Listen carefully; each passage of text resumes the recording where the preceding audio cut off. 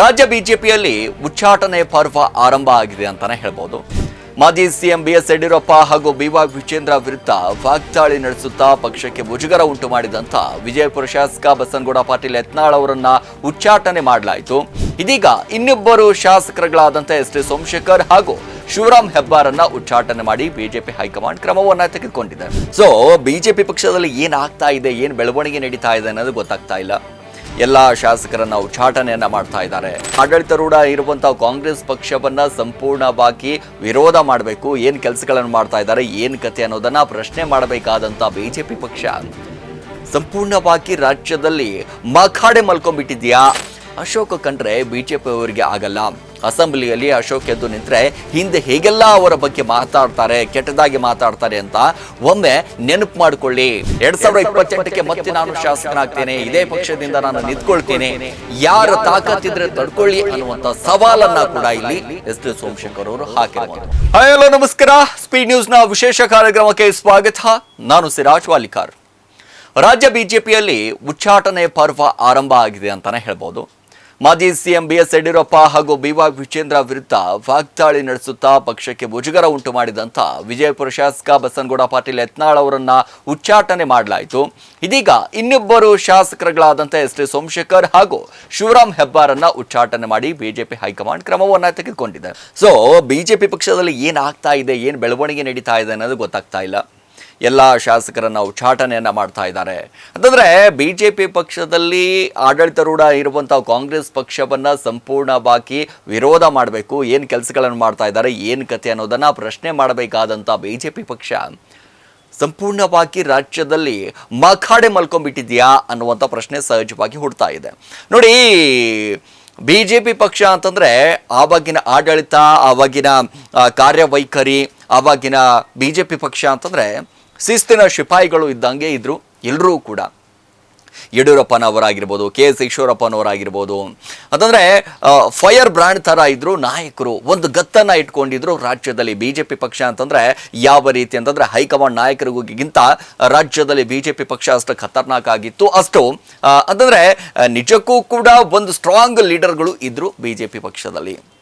So ಅದಾದ ನಂತರ ಯಾವಾಗ ಯಡಿಯೂರಪ್ಪನವರು ಯಾವ ಗಳಿಗೆಯಲ್ಲಿ ಒಂದಿಷ್ಟು ಸಿ ಎಂ ಸ್ಥಾನದಿಂದ ಇಳಿದ್ರು, ಇನ್ನು ಯಾವ ಗಳಿಗೆಯಲ್ಲಿ ಬಿವೈ ವಿಜೇಂದ್ರ ಅವರಿಗೆ ರಾಜ್ಯಾಧ್ಯಕ್ಷ ಸ್ಥಾನ ಕೊಟ್ಟರು ಗೊತ್ತಿಲ್ಲ. ಬಟ್ ಬಿಜೆಪಿ ಪಕ್ಷ ಸಂಪೂರ್ಣವಾಗಿ ಮಖಾಡೆ ಮಲಗ್ತಾ ಇದೆ ರಾಜ್ಯದಲ್ಲಿ. ಸರಿಯಾದಂಥ ಒಂದು ವ್ಯವಸ್ಥೆಗಳನ್ನು ಮಾಡ್ತಾ ಇಲ್ಲ. ಅದರಲ್ಲೂ ಕೂಡ ಪ್ರಮುಖವಾಗಿ ಕಾಂಗ್ರೆಸ್ ನಾಯಕರಿಗೆ ಒಂದಿಷ್ಟು ಸವಾಲ್ ಹಾಕುವಂಥ ನಾಯಕ ಇನ್ನೂ ಕೂಡ ಬಿಜೆಪಿ ಪಕ್ಷದಲ್ಲಿ ಇಲ್ಲ ಅನ್ನುವಂಥ ಪ್ರಶ್ನೆ ಸಹಜವಾಗಿ ಹುಡ್ತಾ ಇದೆ. ಕಾರ್ಯಕರ್ತರಿಗೂ ಕೂಡ ಒಂದಿಷ್ಟು ನಿರಂತರವಾಗಿ ಈ ಪ್ರಶ್ನೆ ಮೂಡ್ತಾ ಇದೆ. ನೋಡಿ, ಎಸ್ ಟಿ ಸೋಮಶೇಖರ್ ಅವರಾಗಿರ್ಬೋದು, ಶಿವರಾಮ್ ಹೆಬ್ಬಾರ್ ಅವರಾಗಿರ್ಬೋದು, ನೇರವಾಗಿ ಒಂದಿಷ್ಟು ಕಾಂಗ್ರೆಸ್ ಪಕ್ಷಕ್ಕೆ ಸಪೋರ್ಟ್ ಅನ್ನ ಮಾಡ್ತಾ ಇದ್ದಾರೆ. ಕಾಂಗ್ರೆಸ್ ನಾಯಕರ ಜೊತೆ ಸಾಕಷ್ಟು ಗುರುತಿಸ್ಕೊಳ್ತಾ ಇದ್ದಾರೆ ಅನ್ನುವಂಥ ಕಾರಣದಿಂದಾಗಿ ಅಂತಂದ್ರೆ ಚಟುವಟಿಕೆಗಳು ಮಾಡ್ತಾ ಇದ್ದಾರೆ, ಬೇರೆ ಬೇರೆ ರೀತಿಯಾದಂಥ ಚಟುವಟಿಕೆಗಳು ಇದಾವೆ ಅನ್ನುವಂಥ ರೀತಿಯಾಗಿ ಹೈಕಮಾಂಡ್ ನಾಯಕರು, ಅದರಲ್ಲೂ ಕೂಡ ಬಿಜೆಪಿಯ ಹೈಕಮಾಂಡ್ ನಾಯಕರು ಒಂದಿಷ್ಟು ಉಚ್ಚಾಟನೆಯನ್ನ ಮಾಡ್ತಾರೆ. ನೋಡಿ, ಈ ಕುರಿತ ಆದ ನಂತರ ಅಂತಂದ್ರೆ ಉಚ್ಚಾಟನೆ ಆದ ನಂತರ ಎಸ್ ಟಿ ಸೋಮಶೇಖರ್ ಅವರು ಒಂದಿಷ್ಟು ಬಿಜೆಪಿ ಪಕ್ಷಕ್ಕೆ ಸಂಬಂಧಪಟ್ಟ ಹಾಗೆ ಮಾತಾಡ್ತಾರೆ. ನೋಡಿ, ಬಿಜೆಪಿಯಿಂದ ನಮ್ಮನ್ನ ಉಚ್ಚಾಟನೆ ಮಾಡಿತ್ತು, ಒಳ್ಳೆಯದೇ ಆಯಿತು. ಯಾಕಂದ್ರೆ ಬಿಜೆಪಿ ಉಚ್ಚಾಟಿತ ಶಾಸಕರಾಗಿರುವಂಥ ಎಸ್ ಟಿ ಸೋಮಶೇಖರ್ ಅವರು ಹೇಳ್ತಾರೆ, ಬಿಜೆಪಿ ಹೈಕಮಾಂಡ್ ನಾಯಕರಿಗೆ ನಾನು ಅಭಿನಂದನೆಯನ್ನ ಸಲ್ಲಿಸ್ತಾ ಇದ್ದೇನೆ. ನೋಡಿ, ಬಿಜೆಪಿಯಲ್ಲಿ 2-10 ಗುಂಪುಗಳಿವೆ. ಆ ಗುಂಪುಗಾರಿಕೆಯಲ್ಲಿ ನಮಗೆ ಇರೋದಕ್ಕೆ ಕಷ್ಟ ಆಗ್ತಾ ಇತ್ತು. ನಾವು ನಿರೀಕ್ಷೆ ಮಾಡಿದಂತೆ ನಮ್ಮನ್ನ ಉಚ್ಚಾಟನೆಯನ್ನ ಮಾಡಿದ್ದಾರೆ. ನಾವು ಯಾವುದೇ ಪಕ್ಷ ವಿರೋಧಿ ಚಟುವಟಿಕೆಗಳನ್ನ ಮಾಡಿಲ್ಲ. ಅಭಿವೃದ್ಧಿ ಕುರಿತಂತೆ ಸಿಎಂ ಡಿಸಿಎಂ ಅವ್ರನ್ನ ಒಂದಿಷ್ಟು ಭೇಟಿ ಮಾಡಿದ್ರೆ ತಪ್ಪ ಅದು? ಸೊ ಅದರಂತೆ ನಾವು ಏನು ಮಾಡೋಕ್ಕೆ ಆಗುತ್ತೆ ಹೇಳಿ? ನಮ್ಮನ್ನ ಉಚ್ಚಾಟನೆ ಅಷ್ಟೇ ಮಾಡಿದ್ರೆ, ಆದರೆ ಶಾಸಕ ಸ್ಥಾನಕ್ಕೆ ಏನು ಮಾಡ್ಕೊಳ್ಳೋಕ್ಕಾಗೋದಿಲ್ಲ ಅಲ್ಲ. ಇಲ್ಲಿ 2028ರವರೆಗೆ ಶಾಸಕರಾಗೇ ಇರ್ತೀನಿ, 2028ಕ್ಕೆ ಮತ್ತೆ ಕಾಂಗ್ರೆಸ್ನಿಂದನೇ ಸ್ಪರ್ಧೆ ಮಾಡ್ತೀನಿ, ಅದು ಯಾವ ಬಿಜೆಪಿಯವರು ನನ್ನನ್ನು ಸೋಲಿಸ್ತಾರೆ, ಬನ್ನಿ ನೋಡೋಣ ಅನ್ನೋ ರೀತಿಯಾಗಿ ಹೇಳಿಕೆಯನ್ನು ಕೊಟ್ಟಿದ್ದಾರೆ. ನೋಡಿ, ಹೈಕಮಾಂಡ್ ನಾಯಕರಿಗೆ ಟಾಂಗ್ ಕೊಟ್ಟಿರುವಂಥ ಎಸ್ ಟಿ ಸೋಮಶೇಖರ್ ಅವರು ರಾಜ್ಯ ನಾಯಕರಿಗೆ ಶಾಸಕ ಎಸ್ ಟಿ ಸೋಮಶೇಖರ್ ಅವರು ಸವಾಲನ್ನು ಎಸೆದಿದ್ದಾರೆ. ಇನ್ನು ಆರ್ ಅಶೋಕ್ ಅವರ ವಿರುದ್ಧವೂ ಕೂಡ ಒಂದಿಷ್ಟು ಕೆಂಡಾಮಂಡಲರಾಗಿದ್ದಾರೆ. ನೋಡಿ, ಸೋಮಶೇಖರ್ ಅವರು ಯಾವ ರೀತಿಯಾದಂಥ ಕೆಂಡಾಮಂಡಲ ಆಗಿದ್ರು ಅಂತಂದರೆ ಆರ್ ಅಶೋಕ್ ಅವರ ವಿರುದ್ಧ ಅಶೋಕ್ ವಿರುದ್ಧ ಬಿಜೆಪಿ ಉಚ್ಚಾಟಿತ ಶಾಸಕ ಎಸ್ ಎಸ್ ಸೋಮಶೇಖರ್ ಅವರು ಆಕ್ರೋಶವನ್ನ ವ್ಯಕ್ತಪಡಿಸ್ತಾರೆ. ಇಲ್ಲಿ ಅಶೋಕ್ ಕಂಡ್ರೆ ಬಿಜೆಪಿ ಅವರಿಗೆ ಆಗಲ್ಲ. ಅಸೆಂಬ್ಲಿಯಲ್ಲಿ ಅಶೋಕ್ ಎದ್ದು ನಿಂತರೆ ಹಿಂದೆ ಹೇಗೆಲ್ಲ ಅವರ ಬಗ್ಗೆ ಮಾತಾಡ್ತಾರೆ, ಕೆಟ್ಟದಾಗಿ ಮಾತಾಡ್ತಾರೆ ಅಂತ ಒಮ್ಮೆ ನೆನಪು ಮಾಡಿಕೊಳ್ಳಿ. ನೋಡಿ, SR ವಿಶ್ವನಾಥ್ ಏನು ಒಳ್ಳೆ ಮಾತನಾಡಿದ್ದಾರೆ ನಿಮಗೆ ಗೊತ್ತಾ ಅಂತ ಪ್ರಶ್ನೆಯೂ ಕೂಡ ಮಾಡ್ತಾರೆ. ನಾನು ಬಿಜೆಪಿಗೆ ಬಂದ ಮೇಲೆ ಒಮ್ಮೆ ಅಶೋಕ್ ವಿರುದ್ಧ ನಾನು ಮಾತಾಡಿಲ್ಲ. ನನ್ನ ಬಗ್ಗೆ ಮಾತಾಡಿದರೆ 3 ವರ್ಷಗಳ ಕಾಲ ನಾನು ಏನು ಬಿಜೆಪಿಯಲ್ಲಿ ಇದ್ದೆ ಅವಾಗಿನ ನಿಮ್ಮ ಹಿಸ್ಟರಿಯನ್ನು ನಾನು ತೆಗಿಬೇಕಾಗುತ್ತೆ. ಯಾರ ಜೊತೆ ಏನೋ ಒಡಂಬಡಿಕೆ ಮಾಡಿಕೊಂಡಿದ್ದೀರಿ ನೀವು, ಅವೆಲ್ಲವೂ ಕೂಡ ಹೇಳಬೇಕಾಗುತ್ತೆ ಅಂತ ಉಚ್ಚಾಟನೆ ಮಾಡಿದ್ದೀರಿ ಅಂತ ಇಲ್ಲಿ ಎಸ್ ಟಿ ಸೋಮಶೇಖರ್ ಅವರು ಆಕ್ರೋಶವನ್ನು ವ್ಯಕ್ತಪಡಿಸ್ತಾರೆ. ನಾನು ಯಾವಾಗ ನೋಡಿ ಆ ಪಕ್ಷದಿಂದ ಒಂದಿಷ್ಟು ಉಚ್ಚಾಟನೆ ಮಾಡಿದ ಮೇಲೆ ಸಿಕ್ಕಾಪಟ್ಟೆ ನೆಮ್ಮದಿಯಿಂದ ಹಾಕಿದ್ದೀನಿ. ಇನ್ನು ನನ್ನ ಬಗ್ಗೆ ಏನಾದರೂ ಮಾತನಾಡಿದ್ರೆ ಸುದ್ದಿಗೋಷ್ಠಿಯನ್ನು ಕರೆಸಿ ಹೇಳಬೇಕಾಗುತ್ತೆ ಸಂಪೂರ್ಣವಾಗಿ. ಇಲ್ಲಿ ನಾನು ಕಿಡಿಕಾರ್ತಾ ಇದ್ದಾರೆ ನೋಡಿ. ಶಿವರಾಮ್ ಹೆಬ್ಬಾರ್ ಅವರಾಗಿರ್ಬೋದು, ಒಂದು ಕಡೆ ಅವರು ಕೂಡ ಅಂದರೆ ಎಸ್ ಟಿ ಸೋಮಶೇಖರ್ ಅವರಿಗೆ ಉಚ್ಚಾಟನೆ ಮಾಡಿದಿರುವಂಥದ್ದು ತುಂಬ ಹಾಲು ಕೊಡದಷ್ಟೇ ಖುಷಿಯಾಗಿಬಿಟ್ಟಿದೆ ಅಂತ ಅನ್ಕೋತಾ ಇದ್ದೀನಿ. ಒಂದು ಕಡೆ ಸಂತೋಷ್ ಲಾಡ್ ಅವರು ಯಾರ್ಯಾರು ಉಚ್ಚಾಟಿತ ಶಾಸಕರಿದ್ದಾರೆ ನಮ್ಮ ಪಕ್ಷಕ್ಕೆ ಬರಬಹುದು ಅಂತ ಒಂದು ಕಡೆ ಆಹ್ವಾನವನ್ನು ಕೊಡ್ತಾರೆ. ಮತ್ತೊಂದು ಕಡೆ ಸಂಪೂರ್ಣವಾಗಿ ಬಿಜೆಪಿಯಲ್ಲಿ ಇದ್ದಂಥ ಶಾಸಕರು, ಉಚ್ಚಾಟಿತ ಶಾಸಕರು ಎಲ್ಲರೂ ಕೂಡ ಬಂದರೆ ಬಿಜೆಪಿ ಪಕ್ಷದಲ್ಲಿ ಉಳಿಯೋದು ಯಾರು? B.Y. ವಿಜೇಂದ್ರ, ಯಡಿಯೂರಪ್ಪನವರು, ಇಷ್ಟೇ ಜನನಾ? ಬಿಜೆಪಿ ಪಕ್ಷಕ್ಕೆ ಇಲ್ಲಿ ರಾಜ್ಯದಲ್ಲಿ ಏನಾಗ್ತಾ ಇದೆ, ಬದಲಾವಣೆಗಳಾಗಬೇಕು, ರಾಜ್ಯದಲ್ಲಿ ಸಿಕ್ಕಾಪಟ್ಟೆ ತನ್ನದೇ ಆದಂತ ಅಂದರೆ ಯಡಿಯೂರಪ್ಪನವರು ಅಂತಂದರೆ ಸೈಕಲ್ ತುಳಿದು ಬಿಜೆಪಿ ಪಕ್ಷ ಕಟ್ಟಿದವ್ರಿ, ಬಿಜೆಪಿ ಪಕ್ಷವನ್ನು ಕಟ್ಟಿದಂಥ ನಾಯಕ. ಆದರೆ ಇದೀಗ ಹಿಂಗಾಗೋಗ್ಬಿಟ್ಟಿದೆ ಅಂತಂದರೆ ಬಿಜೆಪಿ ಪಕ್ಷದಲ್ಲಿ ಇರುವಂಥ ಆಡಳಿತ ನೋಡ್ತಾ ಹೋದಾಗ ಒಂದಿಷ್ಟು ಈ ನಾಯಕರನ್ನು ಸವಾಲು ಎಸೆಯೋದು ಅಂತ ನಾವು ನೋಡ್ತಾ ಹೋದಾಗ ಅಶೋಕ್ ಅವರು ಅವಾಗವಾಗ ಹೇಳ್ತಾರೆ, ಮಾತಾಡ್ತಾರೆ, ಬಿಡ್ತಾರೆ. ಅದಾಯಿತು. ಒಬ್ಬ ಗಟ್ಟಿ ನಾಯಕ ಬೇಕಲ್ಲ.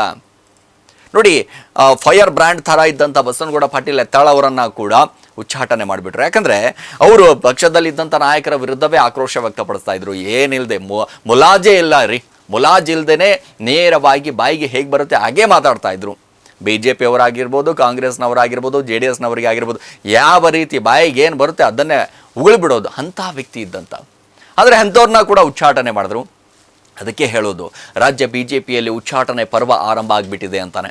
ಮಾಜಿ CM B.S. ಯಡಿಯೂರಪ್ಪ ಹಾಗೂ B.Y. ವಿಜೇಂದ್ರ ವಿರುದ್ಧ ವಾಗ್ದಾಳಿ ನಡೆಸ್ತಾ ಇದ್ದಂಥ, ಪಕ್ಷಕ್ಕೆ ಮುಜುಗರವನ್ನು ಕೊಡ್ತಾ ಇದ್ದಂಥ ಬಸವನಗೌಡ ಪಾಟೀಲ್ ಯತ್ನಾಳ್ ಆದ ನಂತರ ಎಸ್ ಟಿ ಸೋಮಶೇಖರ್ ಅವರು ಹಾಗೆ ಶಿವರಾಮ್ ಹೆಬ್ಬಾರ್ ಅವರನ್ನ, ಈ ಇಬ್ಬರು ನಾಯಕರನ್ನ ಈಗಾಗಲೇ ಪಕ್ಷದಿಂದ 3 ಜನ ಉಚ್ಚಾಟನೆ ಮಾಡೋದಾಯಿತು.